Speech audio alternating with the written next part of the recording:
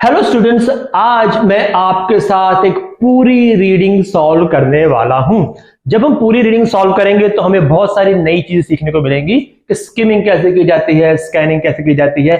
जब हमारे हाथ में क्वेश्चन पेपर आएगा रीडिंग का तो हमें सबसे पहले क्या देखना है। और जो मैंने ये रीडिंग पिक की है ये बहुत ही ज्यादा ट्रिकी है। ये ऐसी रीडिंग है जिसका हर क्वेश्चन आपको कुछ ना कुछ नया सिखाएगा, तो आपने शुरू से लेकर लास्ट तक ये रीडिंग जरूर देखनी है। कोई चीज समझना है तो आप उसको रिपीट कर सकते हैं या फिर बाद में मेरे को कमेंट करके बता देना कि सर ये कैसे हुआ था। करें फिर शुरू, चलो लेट्स स्टार्ट। ओके, हमारे पास रीडिंग आ गई है तो सबसे पहले हम क्या करते हैं, सबसे पहले हम देखते हैं क्वेश्चन टाइप कौन कौन से हैं। ओके, इस रीडिंग में हमारे पास हैं यस नो नॉट गिवन और fill in the blanks, right. अच्छा, अब हमारे पास दो क्वेश्चन टाइप है इसके अंदर, हमने इसमें करनी है पैरेलल रीडिंग। हम क्या करेंगे, पैरेलल रीडिंग। पैरेलल रीडिंग का मतलब क्या है कि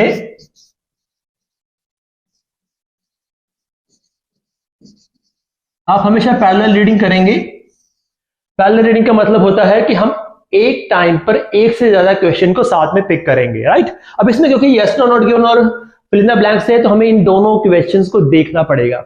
अगर हेडिंग्स या पीसीआई होते तो हम सीधा पैसेज पर जा सकते थे, लेकिन इन क्वेश्चंस के लिए हमें इन दोनों क्वेश्चंस को देखना पड़ेगा और हम एक टाइम पर एक क्वेश्चन नहीं लेंगे, एक से ज्यादा क्वेश्चन लेंगे। क्यों? क्योंकि इन केस अगर आंसर नॉट गिवन हुआ तो हम फंस जाएंगे। इसलिए हमने क्या करना है, यस नो नॉट गिवन के अंदर हम दो क्वेश्चन लेंगे और गैप फिल के भी हम दो क्वेश्चन पिक करने वाले हैं, राइट। चलिए, हमारे पास सबसे पहले क्या है, yes no not given. Yes no not given कैसे करते हैं questions?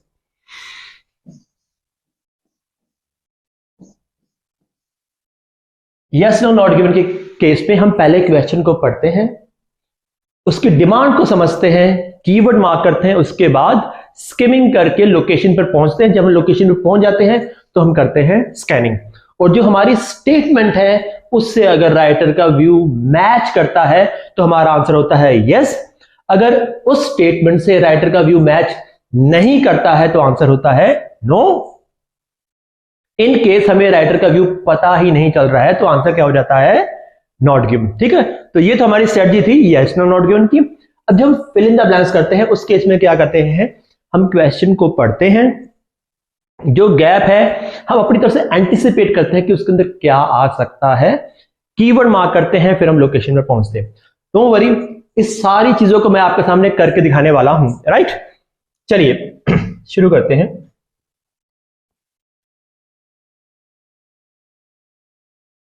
Okay, let's read first question. The Prince William Hospital has been trying to reduce absenteeism among nurses for many years. जो प्रिंस विलियम हॉस्पिटल है वो nurses के अंदर absenteeism को कम करने की कई सालों से कोशिश कर रहा था। एब्सेंटिज्म मींस नर्सेस वहां पर छुट्टियां ले रही होंगी तो वो चाहते थे कि नर्सेस कम एब्सेंट हो, इस चीज की वो कोशिश कर रहा था, right. Prince William hospital has been trying to reduce absenteeism among nurses for many years. अब हमने क्या करना है, डिमांड, किस केस में यस होगा, किस केस में नो, ये देखना हमें। अगर तो ये हॉस्पिटल जो है प्रिंस विलियम हॉस्पिटल, अगर ये सच में कोशिश कर रहा हुआ एब्सेंटिज्म को रिड्यूस करने की, तब तो आंसर क्या होगा हमारा यस। अगर राइटर के हिसाब से वो कोशिश नहीं कर रहा था तो आंसर क्या हो जाएगा, नो। अगर हमें ये पता ही नहीं लगता कि वो कोशिश कर रहे थे कि नहीं कर रहे थे, आंसर क्या हो जाएगा, not given, right. Second question देखते हैं। दो क्वेश्चन हमने क्यों करने हैं, हो सकता है पहले का आंसर नॉट गिवन हो, ठीक है। Nurses in the Prince William hospital study believed that there were benefits in taking as little sick leave as possible. Tricky है इसकी लैंग्वेज, ध्यान से पढ़ें। Nurses in the Prince William hospital study believe, कह रहे जो नर्सेस थे Prince William hospital में वो ये बिलीव करती थी that there were benefits, के फायदे हैं, in taking as little sick leave as possible। इसके अच्छा, अब इसमें क्या है देखो, ये जो वर्ड है as little as possible, बच्चे इसको नहीं समझ पाते हैं और इसका मीनिंग गलत निकाल लेते हैं। उसका मतलब क्या लेके चलते हैं कि नर्सेस को बेनिफिट था सिक लीव लेने में कि नहीं लेने में, right. This is very important thing here. इसका मीनिंग है कि वो ये बिलीव करती थी कि जितनी कम से कम वो छुट्टियां लेंगी उतना ही उनका फायदा है। आप सोचे आपने इसका क्या मीनिंग निकाला था? ज्यादातर बच्चे इसका मीनिंग गलत निकालते हैं, उन्हें इसकी डिमांड ही समझ में नहीं आती है, राइट। चलिए, तो अगर तो राइटर को लगता है कि नर्सेज ये बिलीव करती थी कि जितनी कम से कम सिक लीव वो लेंगी उतना उनका फायदा है, तो आंसर क्या था? यस। अगर राइटर को लगता है कि नर्सेज को इसमें कोई फायदा नजर नहीं आता था कम सिक लीव लेने में, तो आंसर क्या हो जाएगा? नो। अगर हमें पता नहीं लगता राइटर का क्या व्यू है, तो आंसर क्या हो जाएगा? Not given. इवन जो पहला क्वेश्चन भी है इसका, इसमें भी वो सिर्फ एक वर्ड के बेस पर सारा का सारा आंसर चेंज करने वाली है। दोनों बहुत ही इंटरेस्टिंग क्वेश्चन है, आप ध्यान से देखिएगा। अच्छा, ये दो क्वेश्चन हमने देख लिए, पैरेलल रीडिंग हमने करनी है, हम साथ साथ क्या करेंगे? गैप फिल की तरफ या फिल इन द ब्लैंक्स की तरफ भी जाएंगे, उसका भी हम एक क्वेश्चन देख लेंगे। चलिए, ओके, पहले हम क्वेश्चन पढ़ते हैं। Complete the notes below, choose 1 और 2 वर्ड्स। चूज 1 और 2 वर्ड्स। देखो इधर, आंसर हमारा या तो एक वर्ड में होगा या 2 में होगा, 3 में नहीं हो सकता, राइट। कुछ बच्चे पूछते हैं इसमें नंबर आ सकता है? हाँ, नंबर आ सकता है, नंबर की कोई लिमिट नहीं है, लेकिन अगर हम वर्ड्स डाल रहे हैं तो या 1 या 2, तीसरा वर्ड नहीं आ सकता, राइट। चलिए, पहला क्वेश्चन पढ़ के देखें। इन द फर्स्ट स्ट्रेटेजी, अब देखो ये जो ये वर्ड है ना, इन द फर्स्ट स्ट्रेटेजी, ये हमारा कीवर्ड होने वाला है। गैप फिल के अंदर कीवर्ड हमें आसानी से मिल जाते होते हैं। इन द फर्स्ट स्ट्रेटेजी, हम जहां भी फर्स्ट स्ट्रेटेजी आएगी वहां तक हम क्या करेंगे? स्किम। जैसे फर्स्ट स्ट्रेटेजी आएगा हम स्कैन करेंगे, मतलब तब जब तक हमारे पास ये इन द फर्स्ट स्ट्रेटेजी लिखवा नहीं आता, हम बहुत तेजी से रीडिंग करेंगे। जैसे इन द फर्स्ट स्ट्रेटेजी या फर्स्ट स्ट्रेटेजी लिखवा आएगा, हम थोड़ा सा स्लो हो जाएंगे, right. In the first strategy, words with the lowest सबसे कम absenteeism in different periods would win prizes donated by. तो कह रहे हैं कि कुछ प्राइज मिलने वाले हैं वर्ड्स को डोनेटेड बाय। कौन देगा? अब इसमें हमने ये देखना है कि जो प्राइजेस मिल रहे हैं, जो इनाम मिल रहे हैं, वो कौन देगा ना? हॉस्पिटल देगा, गवर्नमेंट देगी, वो लोग खुद इकट्ठे करेंगे, वी डोंट नो व्हाट। लेकिन इतना हमने देखना है, प्राइजेस कौन दे रहा है, this should be in our mind. तो ठीक है, इसके बेसिस पे हम लोकेशन पे पहुंचेंगे और वहां जाके हमने बस इतना ढूंढना है कि प्राइजेस दे कौन रहा है, राइट। अच्छा, उसका सेकंड स्ट्रेटजी है staff were given more control over their. उसमें क्या है कि उसमें कहा जा रहा है, अब ये सेकंड स्ट्रेटजी क्या हो जाएगा? इसका कीवर्ड स्टाफ को किस चीज पर ज्यादा कंट्रोल दिया जा रहा था। स्टाफ को किस चीज पर ज्यादा कंट्रोल दिया जा रहा था, हमने ये देखना है कि स्टाफ को किस चीज पर ज्यादा कंट्रोल दिया जा रहा था। अच्छा, यूजुअली, हमेशा नहीं, ज्यादातर जो गैप फिल के आंसर हैं वो एक ऑर्डर में होते हैं, राइट।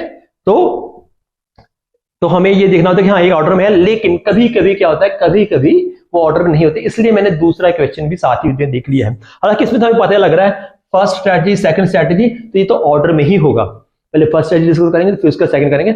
लेकिन हम हमेशा ये सोच के नहीं चल सकते, हम क्या करेंगे, इसीलिए 2 क्वेश्चन साथ साथ में देख लेंगे, ठीक है। अब हमारे पास क्या आ गया है, अब हमने स्ट्रेटजी जब आएगी हमारे पास गैप फिल के आंसर आएंगे, और जब हमारे पास प्रिंस विलियम हॉस्पिटल अगर कोई एब्सेंटिज्म कम करने की कोशिश की बात आएगी, ठीक है, तो फिर हमारा फर्स्ट का आंसर आ जाएगा। छुट्टियां लेने के बेनिफिट की बात आएगी तो हमारे पास सेकंड आंसर आ जाएगा, ठीक है। बेनिफिट्स क्या होगा? सेकंड का कीवर्ड, और रिड्यूसिंग द एब्सेंटिज्म, ये क्या हो जाएगा? हमारा फर्स्ट का कीवर्ड। चलिए अब हम फटाफट से पैसेज को रीड करना शुरू करते हैं। क्वेश्चन देख लिए हमने, अब हम चलेंगे टेक्स्ट के ऊपर। जब हम टेक्स्ट पर जाएंगे सबसे पहले हमने क्या करनी है? स्किमिंग करनी है, राइट। जो हमारे कीवर्ड्स हैं हम उनको ढूंढेंगे, जब तक वो नहीं मिलते हमने पूरी स्पीड से आगे बढ़ना है, राइट। चलो पढ़ते हैं हम। Absenteeism in nursing, a longitudinal study. Absence from work is a costly problem for any organization. The cost of absenteeism in Australia has been put at 1.8 million hours per day or $1,400 million annually. तो ये इसकी हमें कोई जरूरत नहीं है, क्योंकि अभी तक ना तो उस हॉस्पिटल का नाम आया है प्रिंस विलियम हॉस्पिटल जो हमारा कीवर्ड था, ना ही किसी बेनिफिट की यहाँ पर बात हुई है। आगे बढ़ते हैं। The study reported here was conducted in Prince William hospital. Okay, आ गया हमारा कीवर्ड, यहां भी था प्रिंस विलियम हॉस्पिटल, ये आ गया हमारा प्रिंस विलियम हॉस्पिटल। इसका मतलब क्या है, अब हम थोड़ा सा स्लो हो जाएंगे, ध्यान से पढ़ेंगे यहां पर, ठीक है। The study reported here was conducted in Prince William hospital in Brisbane, Australia, where prior to this time few active steps had been taken to measure, understand और manage the occurrence of absenteeism। चलिए इसको अब हमने क्या करेंगे, ध्यान से पढ़ेंगे। अच्छा, अब इसके लिए इन्होंने बहुत ही प्यारी सी ट्रिक खेल रखी है जो कि आपको पता होनी चाहिए। ओके, अब इसको पढ़ो और देखो क्या मतलब निकलता है। पहले मैं वो मतलब निकालूंगा जो ज्यादातर बच्चे निकालते हैं, फिर बताऊंगा सही मतलब क्या होना चाहिए। कह रहे स्टडी ने ये रिपोर्ट किया था, जो प्रिंस विलियम हॉस्पिटल में हुई थी, कि इस हॉस्पिटल में इससे पहले few active step had been taken, कि कुछ एक्टिव स्टेप लिए गए थे ताकि इसको, इस प्रॉब्लम को, जो प्रॉब्लम क्या है, एब्सेंटिज्म की जो प्रॉब्लम है, उसको मेजर किया जा सके, उसको अंडरस्टैंड किया जा सके और उसको वो मैनेज कर सके। ठीक है, Prince William hospital has been trying to reduce absenteeism amongst nurses for many years. चलिए, ये दोनों बातें हमें क्या लग रही हैं, सेम लग रही हैं, तो हमारा आंसर क्या आना चाहिए, यस। नो, ऐसा नहीं है। लुक, इस केस में क्या होगा, let me tell you.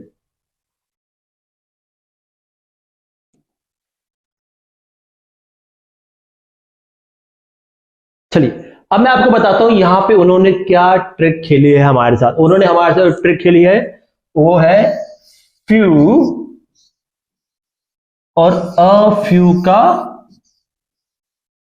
Difference. Few और अ फ्यू में क्या डिफरेंस होता है, बहुत सारे बच्चों को ये पता ही नहीं होता, इसीलिए उनका आंसर गलत हो जाता है और नियरली हर दूसरी रीडिंग के अंदर इसको यूज किया जाता है, फ्यू, अ फ्यू या फिर लिटिल, अ लिटिल।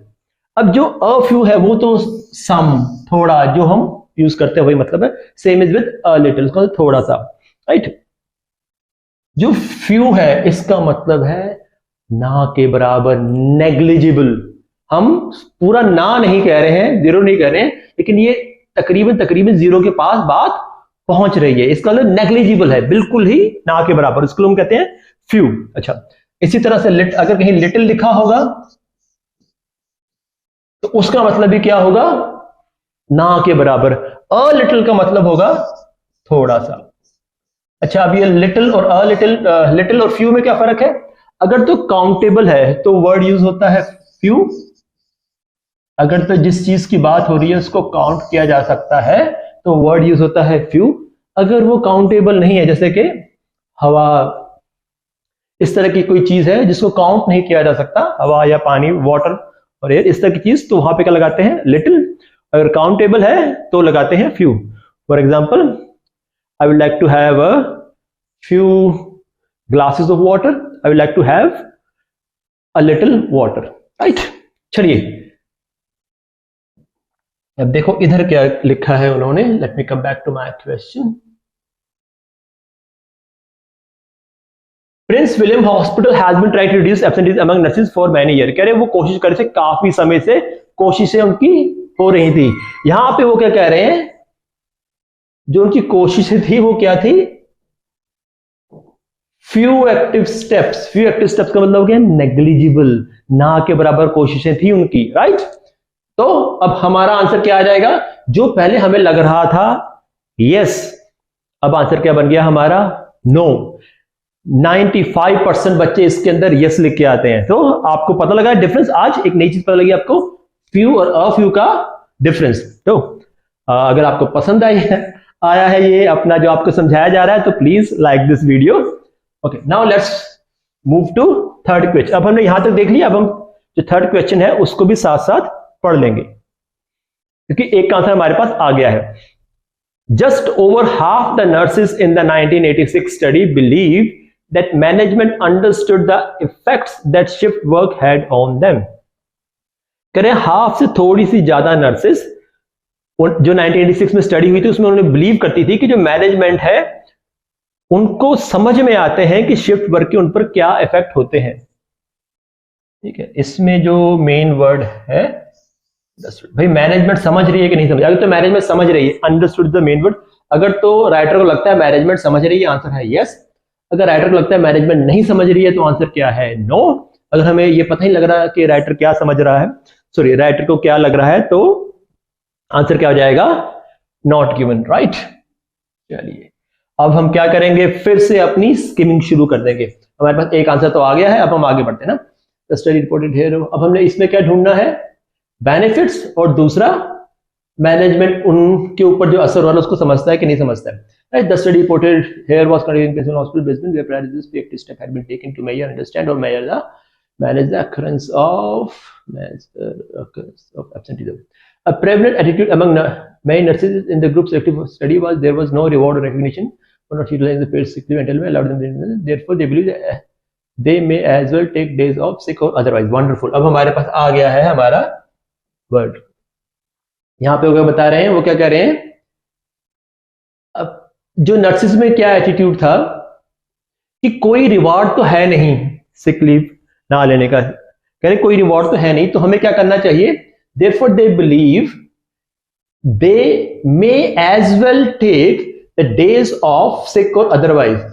तो फिर वो क्या बिलीव कर रही हैं कि छुट्टी ले लो, चाहे बीमार हो चाहे ना हो। यहां पे क्या कह रहा था वो, नर्सेस बिलीव करती थी कि हम जितनी कम से कम छुट्टियां लेंगे सिक लीव उतना फायदा है। यहां पे वो क्या कह रहे हैं, यहां पे वो कह रहे हैं कि जो नर्सेस ये सोचती थी, नर्सेस क्या सोचती थी कि छुट्टी ले लो चाहे बीमार हो या नहीं हो। Can you see the contrast here? इसका मतलब सेकंड आंसर भी क्या हो गया हमारा, नो। इस क्वेश्चन में क्या ट्रिकी था कि as little as possible, this was the trick in this question. चलिए हमारे पास सेकंड आंसर भी आ गया है। अब क्या करेंगे, हम फोर्थ क्वेश्चन को पढ़ेंगे, right. The Canadian study found that illness in family was a greater cause of absenteeism than work to do at home. इस रीडिंग के अंदर जितनी भी ट्रिक्स आइल्स की रीडिंग में यूज हो सकती हैं सब यूज कर रखे उन्होंने, ठीक है। अब इसमें क्या है देखो, the Canadian study found that illness in the family was a greater cause, greater ER लगा है यहां पे क्या हुआ है, एक कंपैरिजन हुआ है, कौन सी चीज बड़ी है कौन सी चीज छोटी है, राइट। चलो अब ये क्या किस चीज में कंपैरिजन हो रहा है, यहां पर जो स्टडी हुई थी उसने क्या फाइंड किया कि इलनेस इन द फैमिली, जो फैमिली में इलनेस है वो बड़ा कारण है किससे, work to do at home से। इन दोनों के बीच में कंपैरिजन हो रहा है, ठीक है। इन दोनों के बीच में हमें कंपैरिजन चाहिए। जब बच्चे इसका आंसर ढूंढते हैं वो ढूंढ लेते हैं जो सबसे बड़ा कारण क्या था, वो नहीं पूछा उन्होंने, वो क्या कह रहे हैं, इन दोनों के बीच कंपैरिजन करना, इसलिए क्या लगा यहां पर ER। ये भी आंसर इसलिए गलत होता है क्योंकि वो कंपैरिजन की बजाय सबसे बड़ा आंसर ढूंढ लेते हैं। उनको ही पता है, जिन्होंने रीडिंग बनाई है उनको ही पता है, वो जानबूझ के पहले वो बात लिखेंगे जिससे कि आप कंफ्यूज हो सको। हम देखेंगे this is what they would have done. चलो ठीक है, हमने क्या देखना है, illness in the family, work to do at home, ये दोनों क्या है हमारे कीवर्ड्स, इनका कंपैरिजन देखना है ना। ऊपर क्या था, just over half the nurses, even this is also a tricky one. चलो लेट्स मूव अहेड। अभी तक जो फर्स्ट स्ट्रेटजी सेकंड स्ट्रेटजी आया नहीं तो इसका मतलब हमारे पास फिल इन द ब्लैंक्स के आंसर अभी तक नहीं आए होंगे। Okay, now let's move to our skimming, जल्दी जल्दी पढ़ने की तरफ चलते हैं। Similarity have been noted by James 1989, who noted that sick leave is seen by many workers as a right like annual holiday leave. Miller and Norton in the survey 1865 nurses found that 73% felt they should be rewarded for not taking sick leave because some employees always use their sick leave. For the 67% of nurses felt that administration was not sympathetic to the problem shift work causes to employees' personal and social life. Only 53% of respondents felt that every effort was made to schedule staff fairly. अब ये जो ये area है ये देखो,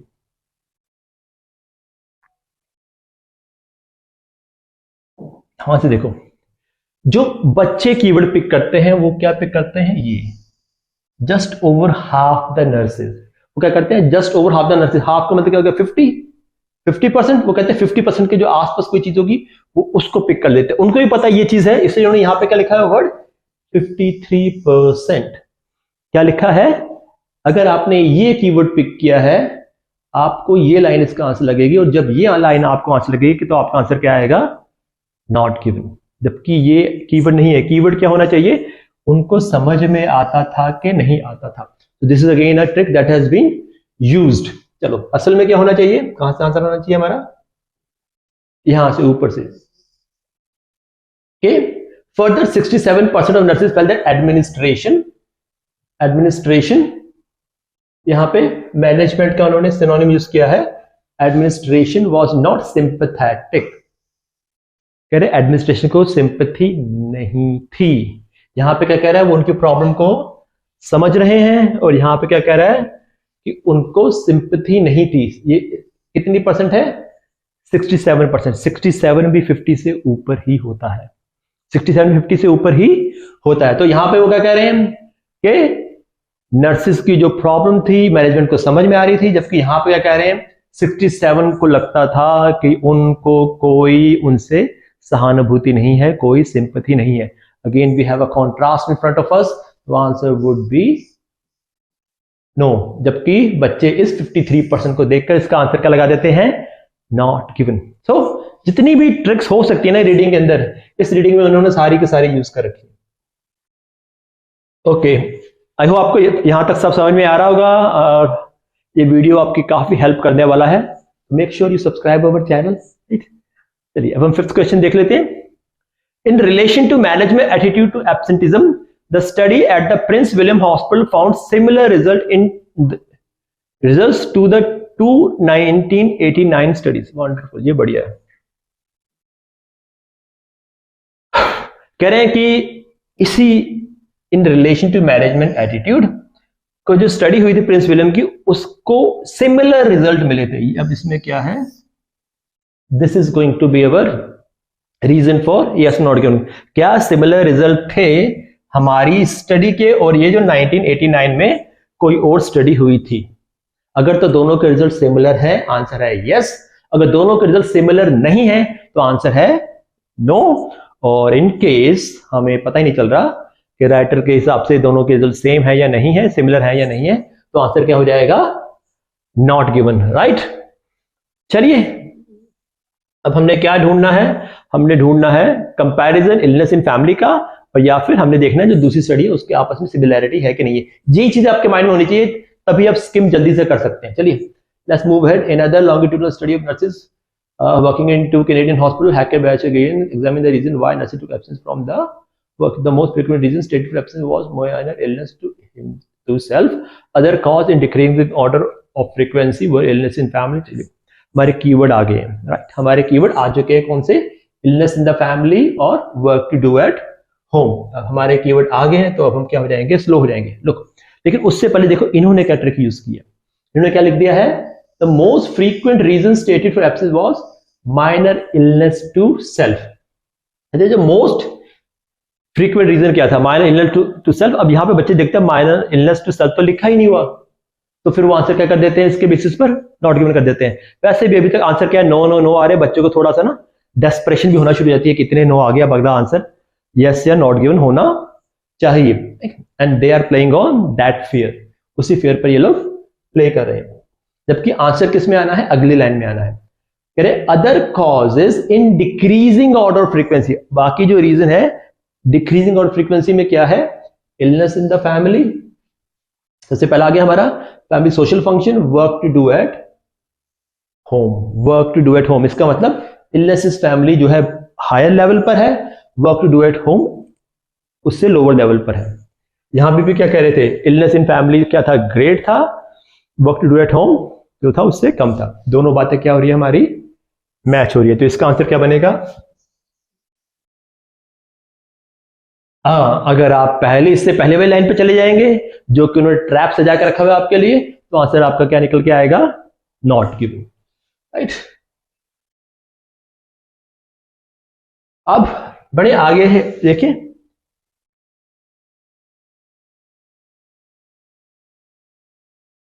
Sixth question. The study at the Prince William Hospital aimed to find out the causes of absenteeism amongst 250 nurses. Great. मैंने आपको बताया जितनी ट्रिक्स हो सकती है सब इन लोगों ने फॉलो कर रखी है यहाँ पर। अब इसमें देखो, इसमें क्या कह रहे हैं? जो प्रिंस विलियम हॉस्पिटल में जो स्टडी हुई थी उसका एम था ये फाइंड करें कि 250 नर्सेस के बीच में 250 नर्सेस के बीच में एब्सेंटिज्म के क्या कॉजेस थे। वंस अगेन कह रहे ये प्रिंस विलियम की स्टडी हुई थी, इसका एम था कि हम 250 नर्सेस के अंदर जो एब्सेंटिज्म हो रहा है, जो छुट्टियां ले रही है, इसका कारण फाइंड करें। अब बच्चे क्या करेंगे कीवर्ड फाइंड करने के लिए इसके, okay, Prince William hospital 250 nurses, कौन सा पिक करेंगे कीवर्ड 250 नर्सेज। 250 नर्सेज का कीवर्ड है ही नहीं, देखो इसको दोबारा से देखो, हमने देखना है इसका कीवर्ड क्या है एम, हमने देखना है ये जो स्टडी हुई है इसका एम क्या था, हमें नहीं लेना आगे। अगर हम इसका एम मिल जाता है फिर हम देखेंगे वो इससे मिलता है कि नहीं मिलता है, राइट। आपने बस यहीं तक कि स्टडी का एम क्या था, जब हमें एम मिल जाएगा फिर हम देखेंगे वो इससे मिलता है कि नहीं मिलता है। ठीक है, अभी हमने क्या ढूंढना है,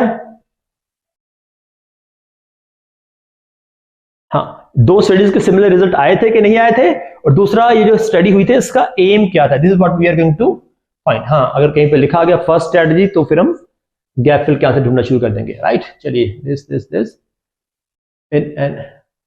in an attempt to reduce the level of activity among 250, okay, देखो ये 250 वर्ड आ गया, इधर क्या आ गया 250 वर्ड्स।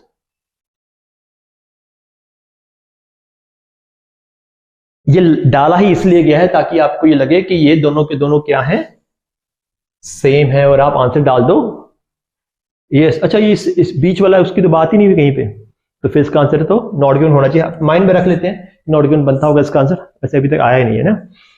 चलिए क्या कह रहे हैं, in an attempt to reduce the level of absenteeism among 250 nurse registered as enrolled nurse in the present study, the Prince William management introduce 3 different या potentially complementary strategies over 18 month.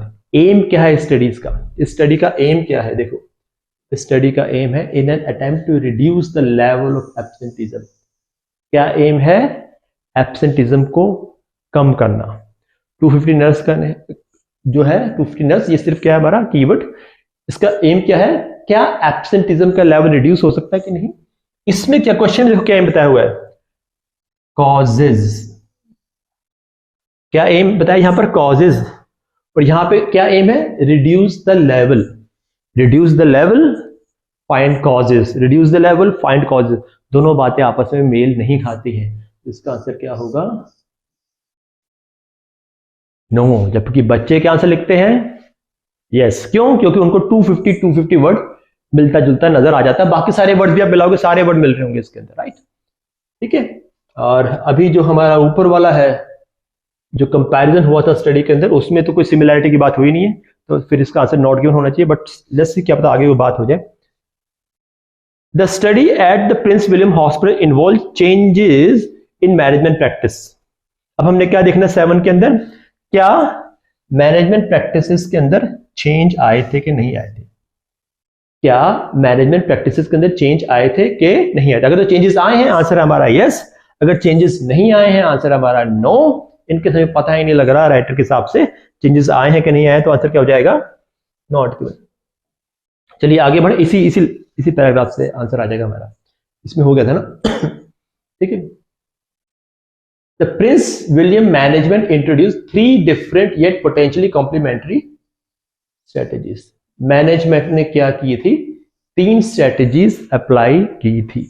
यहां पे क्या कह रहे हैं, changes in management practices, yes there are 3 different strategies. तो दोनों चीजें क्या हमारी क्या हो रही है, यहाँ पर मैच हो रही है। Study the principal involve change management practices, yes यहाँ पे वो क्या कह रहे हैं, इन्होंने 3 जो स्ट्रेटेजीज हैं वो उन्होंने इन्वॉल्व की हैं, तो इससे हमारा इसका आंसर भी हमारे पास आ जाता है, राइट। और अब जो सिमिलैरिटी की वो बात है वो अभी तक तो आई नहीं है, तो इसका आंसर क्या लग रहा है, नॉट गिवन ए लग रहा है। तो अब हम क्या करेंगे, हमारे पास यस नॉट गिवन आंसर आ चुके हैं, अब हमने स्ट्रेटेजी की तरफ भागना है। लो स्ट्रेटेजी 1, आ जाओ फिर चेक करना, क्वेश्चन को दोबारा से रिवाइज कर लेते हैं। हमें क्या देखना था फर्स्ट स्ट्रेटेजी के अंदर, प्राइस कौन दे रहा है। फर्स्ट स्ट्रेटेजी हमने देखना था प्राइस कौन दे रहा है, बस यही हमें देखना है इसके अंदर ना। Strategy 1, non financial incentives, incentive means price. Within the established wage and salary system, it was not possible to use hospital fund to support this strategy. However, it was possible to secure incentive from local businesses. चलिए, incentive कौन दे रहा है हमें यहाँ पर, local businesses। आसान था है ना, it was easy कि secure incentive, सिर्फ synonym यूज किया गया है। incentive क्या है यहाँ पर, price, बस इतना सा उन्होंने ट्रिक डाली है, जो प्राइस को उन्होंने इंसेंटिव से रिप्लेस कर दिया, और कुछ नहीं है इसके अंदर, राइट। लेकिन हाँ, अगर हम सिनोनिम नहीं आएंगे तो हम यहाँ पर फर्स्ट जाएंगे। In the second strategy staff पर गिवन मोर कंट्रोल। अच्छा, हमने देखना सेकंड स्ट्रेटेजी के अंदर स्टाफ को किस चीज पर ज्यादा कंट्रोल दिया जा रहा था, बस इतना ही फाइंड करना है कि सेकंड स्ट्रेटेजी में स्टाफ को किस चीज में ज्यादा कंट्रोल दिया जा रहा था। सेकंड स्ट्रेटेजी का देखो लाइन भी छोटी सी ही है। फ्लेक्सिबल फेयर रोस्टरिंग, रोस्टर होता है कि अपना जो आप अटेंडेंस लगाते हैं उसको कितने roster. Flexible fair rostering where possible staff पर given the opportunity to determine their working schedule. कह रहे स्टाफ को उन्होंने मौका दे दिया कि अपना वर्किंग शेड्यूल बना लो। यहां पे क्या है, क्या किस चीज पे कंट्रोल देना है, तो किस चीज पे कंट्रोल देना है, इजी है ये, वर्किंग शेड्यूल। अब इसमें क्या होता है, कई बार बच्चे ना लिख देते हैं their working schedule. Their working schedule क्यों नहीं आएगा, क्योंकि ऊपर उन्होंने हमें क्या रखा कि दो ही वर्ड चाहिए। अगर आप देयर वर्किंग शेड्यूल लिखते हो तो फिर क्या हो जाएगा, अच्छा देयर वैसे भी उन्होंने दे रखा, राइट, तो इट्स इजी। तो क्या होगा, हमें क्या लिखना है, सिर्फ और सिर्फ working schedule. Let's move ahead. Question number 10। In the third strategy, nurses who appear to be taking dash sick leave or dash were identified and counseled. ध्यान से देखते हैं इसको, क्या कह रहे हैं। जो तीसरी स्ट्रेटजी थी उसमें नर्सेस जो लग रहा था कि वो इस तरह की सिक लीव लेती हैं, हमें क्या चाहिए, सिक लीव से पहले वर्ड है तो हमें यहां पे क्या चाहिए, एडजेक्टिव। क्या चाहिए हमें, एक एडजेक्टिव और दिस। अच्छा, ये जो ये एडजेक्टिव के साथ जो ये बनेगा इसको क्या कहते हैं, क्या उसकी डेफिनेशन है, वो यहां पर आएगा। ठीक है, और का मतलब क्या है, जो ज्यादा या कम जो सिक लीव ले रही हैं, ज्यादा ही ले रही हैं, पूरा ऐसे अपना पूरा टेक्स्ट इसी की बात कर रहा है, तो यहाँ पे कुछ ज्यादा कहीं सिनोनिम होना चाहिए। इसको क्या कहते हैं, इसका क्या नाम है, हमें वो यहां पर फिट करना होगा, राइट। फिर से मैं आपको बता रहा हूं, देखो in the third strategy nurses who appear to be taking dash sick leave, यहां पे क्या आएगा हमारा एडजेक्टिव और लगा हुआ है। इसका मतलब ये जो भी एडजेक्टिव है इस टर्म को वो क्या कहते हैं वो यहां पे आएगा, तभी उन्होंने क्या बीच में लगाया है वर्ड और। ठीक है, हम क्वेश्चन को थोड़ा सा ध्यान से पढ़ेंगे, हमें काफी सारी चीजें अपने आप क्लियर हो जाएंगी, नहीं तो फिर ये हमें तंग करते हैं, ये हमें कंफ्यूज करते हैं। चलिए यहां पे देखें, ये थर्ड स्ट्रेटजी हमारी, individual absenteeism and counseling. Each month managers would analyze the pattern of absence of staff with excessive sick leave. sick leave से पहले क्या एडजेक्टिव है हमारा, excessive, right? आंसर मिल गया हमें। characteristic pattern of potential voluntary absenteeism क्या हो गया हमारा, ये हमारा क्या हो गया, इसका नाम। इसको उन्होंने क्या बताया आगे, उसको एक्सप्लेन कर रहे हैं, तो ये क्या हो गया हमारा इसका आंसर, पोटेंशियल वॉलंटरी एब्सेंटिज्म। दो वर्ड यूज करने हैं, तो हम क्या करेंगे, लिखें इसका आंसर वॉलंटरी एब्सेंटिज्म, राइट। यहां तक क्लियर है हमें।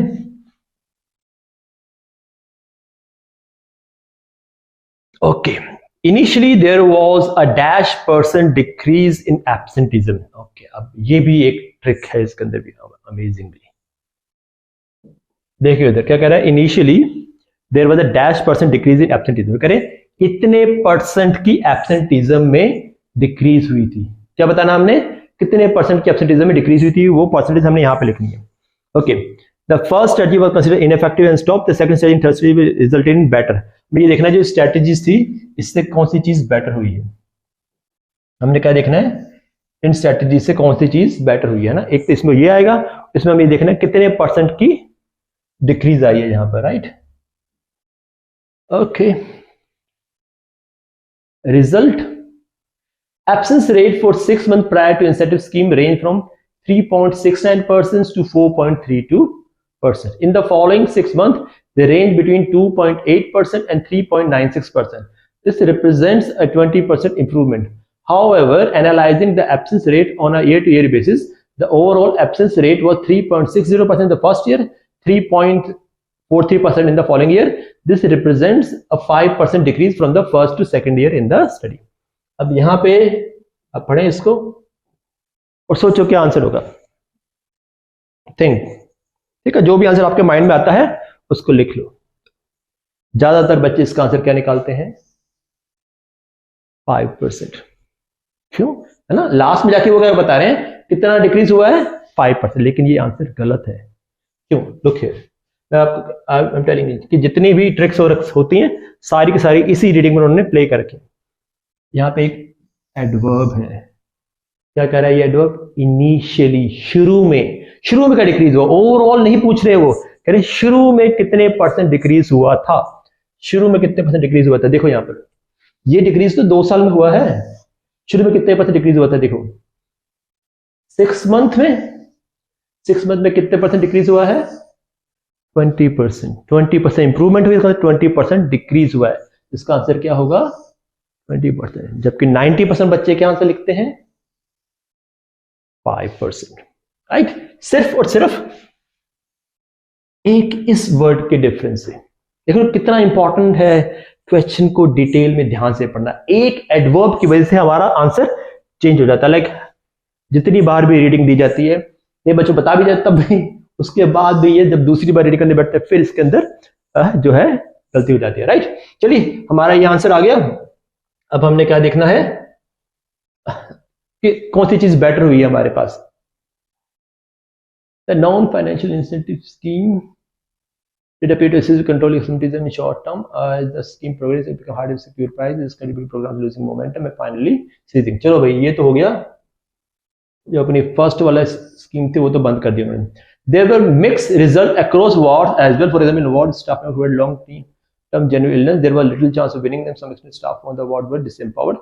This would suggest that long term effect institute on SME was questionable. चलो यहाँ पे तो वो क्या कह रहे हैं भाई, फायदा नहीं हो रहा, यहाँ पे वो क्या बता रहे हैं, वो नुकसान ही बता रहे हैं।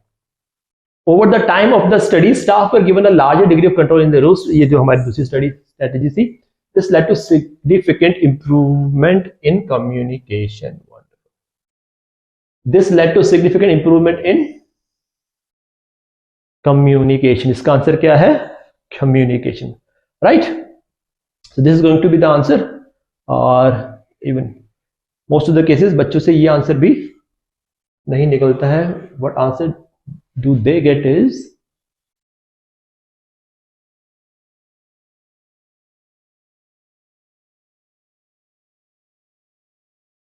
implementation, like this word, ये रहा ना, this word, they bring this word, क्योंकि उनको थर्ड स्ट्रेटजी से क्या हो रहे होते हैं, उनके कीवर्ड मैच हो रहे थे। जबकि हमने क्या देखना है, फायदा किस चीज में हुआ है उनको, तो फायदा किस चीज में हुआ है उनको, कम्युनिकेशन में। सो दिस इज द बेनिफिट। अब हमारा वो आंसर तो अभी तक आया नहीं है, तो इसका मतलब that is going to be not given, क्योंकि कोई भी कंपैरिजन किन्हीं दो चीज के अंदर नहीं हुआ है, राइट। तो this was the reading. Let me एक बार फिर भी देख लेते कहीं इसमें कोई कंपैरिजन ना किया गया। There has been some decrease in absence rate, no single strategy combination has a shared ownership organism collaborative approach facilitated, and it is our belief that no. So there is no. So we have got all our answer. You can see how tricky this reading is. जितने भी reading के अंदर हो सकते हैं ना traps, वो सब के सब इन्होंने यूज करके। आई होप इस रीडिंग की स्टडी ने आपको हेल्प किया होगा कि हमें रीडिंग कैसे करनी चाहिए, क्या देखना चाहिए, क्या अवॉइड करना चाहिए, ठीक है। तो आपको ये वीडियो कैसी लगी प्लीज हमें कमेंट करके बताएं, अपने दोस्तों से वीडियो को शेयर करो, लाइक करो इस वीडियो को, सब्सक्राइब करो हमारे चैनल को। कोई भी आपके माइंड में डाउट है, क्वेरी है, हमसे पूछो। एंड अगर आपने इंस्टीट्यूट ज्वाइन करना है तो प्लीज डिटेल जो है नीचे डिस्क्रिप्शन में आपको मिल जाएंगी। Have a nice day ahead, bye bye.